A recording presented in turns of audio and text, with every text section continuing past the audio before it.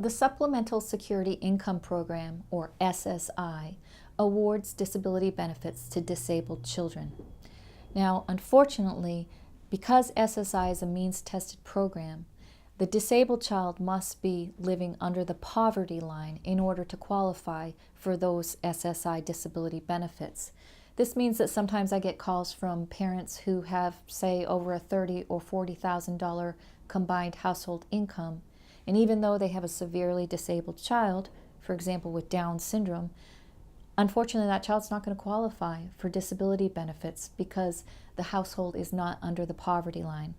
In cases where a child does financially qualify for disability benefits, the medical assessment is going to look at how that child functions compared to a child of his or her age.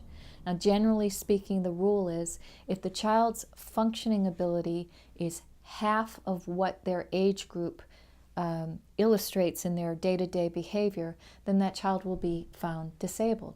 So if, for example, the child has severe ADHD, they have trouble focusing on tasks or dressing themselves or interacting socially with their peers, and their behavior is more comparable to that of a 5-year-old, then that would be a winning case for ADHD. In order to win a Social Security disability case for a child, I often give domains questionnaires to the treating physicians or psychiatrists that specifically ask about how that child is functioning compared to other children in their age group. And I also give questionnaires to teachers. I get the school records. Frequently those children are in special education. And I have the teachers address issues of suspensions, absenteeism, and disruption in the class. Keep in mind, I mentioned ADHD, and a lot of people call me about ADHD these days.